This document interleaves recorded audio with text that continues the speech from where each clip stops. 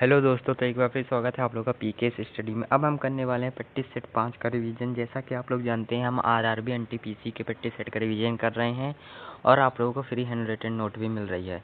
और हम पहुंच चुके हैं प्रैक्टिस सेट नंबर 5 में। प्रैक्टिस सेट 1 से 4 तक ऑलरेडी हमने रिवीजन करा चुका है, तो उसकी प्लेलिस्ट बन गई है, तो आप उस जाकर देख सकते हैं। तो चलिए स्टार्ट करते हैं प्रैक्टिस सेट 5 को। तो देखिए, प्रैक्टिस सेट 4 का एक क्वेश्चन हमारा रह गया था, कौन सा कि एक सर्च इंजन है तो जीमेल है। ठीक है, ये पॉल बुचेट ने इसे बुक बनाया था। अब चलते हैं आगे अपने प्रैक्टिस सेट 5 की ओर। तो देखिए, प्रैक्टिस सेट 5 और इसके फ्री हैंड रिटन नोट कहाँ मिलेंगे? टेलीग्राम मिलेंगे। ठीक है, और आरआरबी एनटीपीसी के लिए ज्ञानपीठ पुरस्कार की स्थापना 1961 में हुई थी। कुमुदिनी का संबंध किससे? कथक से है। और एमजी संगीत पुरस्कार नागालैंड की सरकार देती है। धार्मिक स्वतंत्रता का अधिकार आर्टिकल 25 से 28 तक है। हाथी संरक्षण परियोजना शुरू हुई 1992 में। दिसंबर 2022 में कौन भारतीय ओलंपिक एसोसिएशन की पहली महिला अध्यक्ष बनी है? तो पीटी ऊषा। ठीक है, ये पहली निर्विरोध यही है, पहली निर्विरोध भी यही है। भारतीय ओलंपिक एसोसिएशन की स्थापना 1927 में हुई थी। हेडक्वार्टर नई दिल्ली में है। पहले अध्यक्ष दोराबजी टाटा हैं और पहले सचिव कौन है? तो एजी नोहर है। ठीक है, आईसीओ कब बना था? ये 23 जून 1984 में बना था। और इसका हेडक्वार्टर कहाँ है? तो हेडक्वार्टर है जिनेवा में। ठीक है, हेडक्वार्टर है जिनेवा में। और अध्यक्ष कौन है? तो थॉमस बॉक इसके अध्यक्ष हैं। अब चलते हैं आगे। कुश्ती संघ के अध्यक्ष कौन है? तो संजय मिश्रा हैं और संजय सिंह हैं। और आईसीसी के अध्यक्ष जय शाह हैं। बीसीसीआई के अध्यक्ष रोजर बिन्नी हैं, जो कि 36वें अध्यक्ष हैं। कौन से 36वें? पीटी ऊषा जो है ओलंपिक 1984 में भाग ली थी, जिन्हें फोर्थ रैंक में थी, फोर्थ प्लेस में। ठीक है, और इन्होंने 4 गोल्ड जीते हैं। किसमें? 1986 के एशियन गेम्स में। ठीक है, और ये 16 वर्ष की आयु में ओलंपियन बनी थी। इन्होंने 16 वर्ष की आयु में 1980 में मॉस्को ओलंपियन में भाग लिया था। क्वेश्चन नंबर दूसरा, किस वर्ष में भारतीय टीम ने एक दिवसीय अंतर्राष्ट्रीय क्रिकेट विश्व कप जीता? तो ये 2011 में इंडिया, श्रीलंका, बांग्लादेश, इन तीनों ने जीता था। ठीक है, शुभांकर कौन रहा? तो स्टेपी हाथी रहा। श्रीलंका को 6 विकेट से हराया था भारत ने। ठीक है, और मैन ऑफ द मैच कौन रहा? तो MS धोनी रहे। फिर 1983 में वेस्ट इंडीज को हमने हराया था 43 रन से, और man of the match Mohinder Amarnath रहे। ठीक है, अब चलते हैं आगे। क्वेश्चन नंबर 13, भीमसेन जोशी किस घराने से संबंधित है? तो ये हैं किराना घराने से। सवाई गंधर्व, गंगूबाई हंगल और रोशन सखा, ये सभी कथक किराना घराने से संबंधित है। किराना घराना के संस्थापक करीम खां हैं और किराना घराना से प्रभा आत्रे संबंधित है। अब्दुल वाहिद खान संबंधित है। आगरा घराना से सुजान खां संबंधित है। रामपुर सहसभा घराना से इनायत हुसैन खां संबंधित है। ग्वालियर घराने से पीर बख्श और नत्थू खां संबंधित हैं। कौन सी आत्मकथा कावित्री कमला दास द्वारा लिखी गई थी, जिन्हें 1984 में साहित्य के नोबेल पुरस्कार के लिए नामांकित किया गया था? तो my stories, A life a part, ये नील मुखर्जी की है। किस भारतीय अंतरिक्ष कार्यक्रम भारतीय सरकार द्वारा इनकोस्पार की स्थापना की गई? तो इनकोस्पार का फुल फॉर्म होता है Indian national commission for space research. ठीक है, भारतीय राष्ट्रीय अंतरिक्ष अनुसंधान। ठीक है, इनकोस्पार की जगह कब आया? तो ये इनकोस्पार की जगह इसरो ने ले ली। इनकोस्पार की जगह इसरो ने ले ली। ठीक है, इनकोस्पार 1962 में आया था, इसकी जगह इसरो ने ले ली। इनकोस्पार के संस्थापक कौन है? तो विक्रम साराभाई हैं। भारत के परमाणु कार्यक्रम के जनक होमी जहांगीर भाभा हैं। और परमाणु ऊर्जा विभाग 1954 में बना था। परमाणु आयोग 1948 में बना था। चंद्रमा के लिए भारत का पहला मिशन श्रीहरिकोटा से खालिस्तान को सफलतापूर्वक शुरू किया गया था। तो श्रीहरिकोटा कहाँ? आंध्र प्रदेश में है। तो कहाँ शुरू किया गया था? तो 22 अक्टूबर 2018 को। कहाँ से? सतीश धवन स्पेस सेंटर से। चंद्रयान 2 ये 22 जुलाई 2019 का है और चंद्रयान 3 14 जुलाई 2023 का है। चंद्रयान 3 में लैंडर का नाम क्या था? विक्रम था। और रोवर का नाम प्रज्ञान था। और ध्रुव पर जो उतरा तो दक्षिणी ध्रुव पर उतरा, और उस ध्रुव का नाम क्या पड़ा? तो शिव शक्ति ध्रुव पड़ा। उस ध्रुव का नाम शिव शक्ति पड़ा। क्वेश्चन नंबर 7वां, किस देश में अप्रेषण संधि पर हस्ताक्षर नहीं किए? तो भारत ने नहीं किए। 1 जुलाई 1968 को 151 देशों ने हस्ताक्षर किए और संधि लागू हुई 5 मार्च 1970 को। ठीक है। 2006 में संयुक्त राष्ट्र मानवाधिकार आयोग का नाम बदलकर क्या रखा गया? तो संयुक्त राष्ट्र मानवाधिकार, जिसे इंग्लिश में United national human rights commission कहते हैं, इसका नाम बदलकर मानवाधिकार आयोग या परिषद रखा गया, जो कि जिनेवा में है।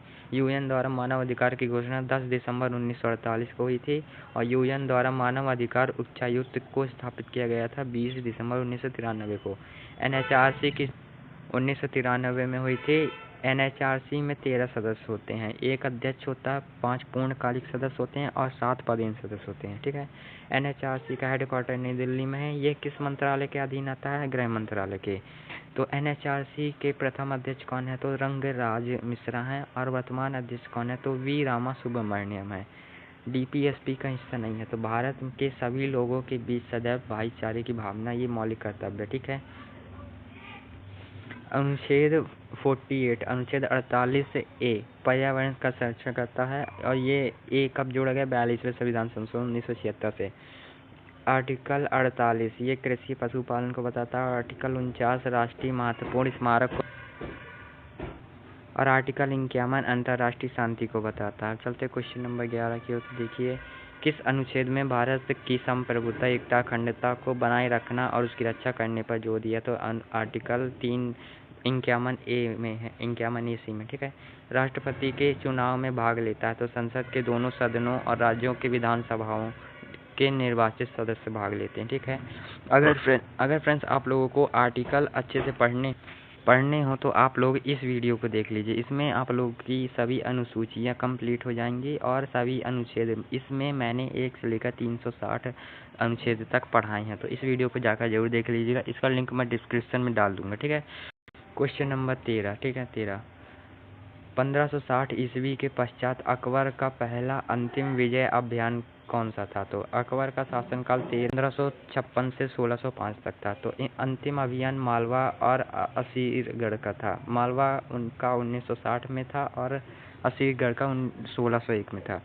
काबुल विजय इसने 1581 में की थी। कश्मीर विजय 1586 में की थी। सिंध विजय 1591 में की थी। गुजरात विजय 1572 में की थी। ठीक है।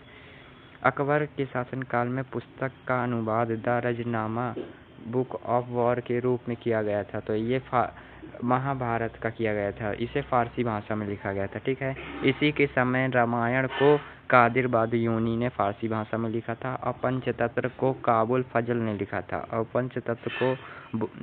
पंचतंत्र का नाम पड़ा अनवर ए सुहेल। ठीक है। शासनकाल और घटनाएं।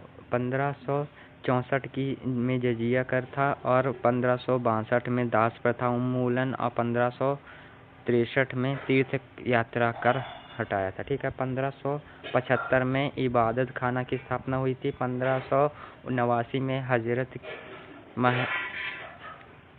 महजर की घोषणा हुई थी और 1582 में दहसाला प्रथा शुरू हुई थी। दहसाला प्रथा किसने शुरू की थी? तो आप लोगों को कमेंट करके बताना है। ठीक। किस युद्ध में शेर शाह ने हुमायूं को पूर्णतः पराजित किया था? तो बिलग्राम के युद्ध में। शेर शाह का शासनकाल 1540 से 45 तक है। ठीक है। ऐसे हजरत ए आला की उपाधि मिली थी। तारीख ए शेर शाही ये पुस्तक अब्बास सर ने लिखी थी। इसने सड़क ए आजम चलाई थी और इस वर्तमान स्वरूप का रुपया इसी की देन है और डाक व्यवस्था इसी की देन है। ठीक है। और इसका मकबरा कहाँ है? सासाराम में है। ठीक है। और ये सेकंड अफगानी था, लेकिन प्रथम अफगानी कौन था? तो लोधी वंश जो था प्रथम अफगानी। अब चलते हैं आगे क्वेश्चन नंबर 18 की ओर। हुमायूं नामा के लेखक कौन है? तो ये गुलबदम बेगम हैं। इन्होंने फारसी भाषा में हुमायूं नामा को लिखा। इसका इंग्लिश ट्रांसलेशन एस बेवरीज ने किया था। भारत में कौन से वन सबसे ज़्यादा पाए जाते हैं? तो उष्णकटिबंधीय पर्णपाती वन। इसमें चौड़ी पत्ती होती हैं और ये भारत में लगभग 38% भाग में पाए जाते हैं। और ये मानसून वन भी इन्हें कहते हैं। कौन सा वन? मानसून वन भी इसे कहते हैं। क्वेश्चन नंबर 19, ठीक है। भारत में कितने प्रकार के वन पाए जाते हैं? तो 5 प्रकार के वन पाए जाते हैं। उष्णकटिबंधीय सदाबहार वन, पर्णपाती वन, कटीले वन, पर्वतीय वन और दलदली वन, ठीक है। अब चलते क्वेश्चन नंबर 20 की ओर। भारत के नए वन्य जीव संरक्षण अधिनियम किस वर्ष लागू हुआ? तो ये 1972 में लागू हुआ, ठीक है।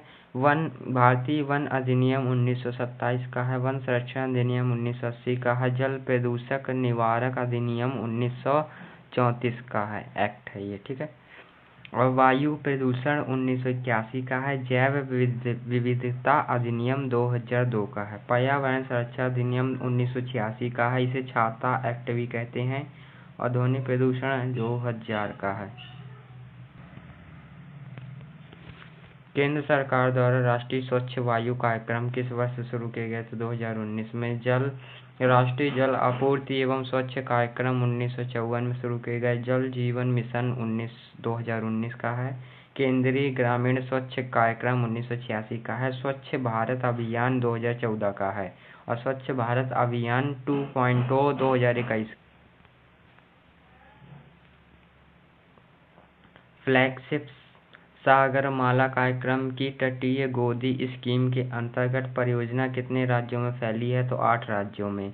इसको अटल बिहारी वाजपेयी जी ने शुरू किया था। इसका लक्ष्य बंदरगाहों का आधुनिकीकरण था और इसे 15 अगस्त 2003 में शुरू किया गया था। फिर इसका नाम चेंज किया गया है सागरमाला परियोजना, ठीक है। और ये शुरू किया गया 23 जुलाई 2015 को, 31 जुलाई 2015 को।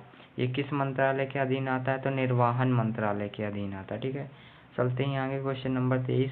कौशल भारत मिशन में फ्लैगशिप के तहत शुरू किया गया। तो ये कौशल विकास और उद्यमिता मंत्रालय द्वारा ये 15 जुलाई 2015 को शुरू की गया। पीएम पोषण शक्ति ये महिला एवं बाल विकास मंत्रालय द्वारा चलाया गया। आयुष्मान भारत योजना ये स्वास्थ्य एवं परिवार मंत्रालय द्वारा शुरू किया गया था। क्वेश्चन नंबर 24 और 25, ठीक है। तो देखो, शहरी भारत में बुनियादी ढांचे की कमी को दूर करने के लिए 2025 में शुरू किए जाने वाले प्रमुख कार्यक्रम का नाम है जवाहरलाल नेहरू राष्ट्रीय शहरी नवीनीकरण मिशन, ठीक है। और पीएम शहरी आवास योजना 2015 की है, ठीक है। Question number 25। भारत सरकार की प्रमुख योजना उज्ज्वला ने 1 जनवरी 2022 को 7 वर्ष पूरे किए। इस योजना के तहत बिजली मंत्रालय वितरण किए गए। तो ये इसमें क्या वितरण किए? एलईडी बल्ब 7 से 12 वाट के। 1 मई 2015 को ये शुरू हुई थी और बिहार के आरा जिले से शुरू हुई थी, ठीक है। आरा बिहार में।